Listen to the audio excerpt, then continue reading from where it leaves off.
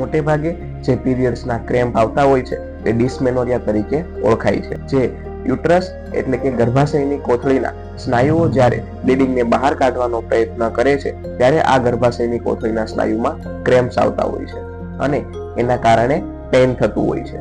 હવે આ પેઇન ઘણીવાર એટલું અસહ્ય થઈ જાય છે કે જેના માટે પેઇન કિલર લેવી પડે છે. રૂટીન ડિસ્ટર્બ થઈ જાય, કામ ના કરી શકાય, મૂડ સ્વિંગ થાય, આવી ઘણી બધી તકલીફો જોવા મળે છે. અને ઘણી વખત પેઇન કિલર લેવા છતાં પણ રાહત ના થતી હોય તો 2 સામાન્ય પ્રયોગો કરવા જોઈએ કે જેનાથી પેઇનમાં રિલીફ મેળવી શકાય છે. જેમાં પહેલું છે, આપણે ઉપયોગ કરવાનો છે અજમા અને સંચળનો.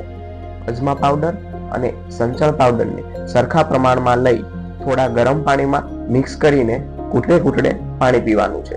અને બીજું છે આદુ અને સાકર. આદુનો રસ કાઢીને તેમાં સ્વાદ માટે થોડી સાકર ઉમેરી એ રસ પી શકાય છે.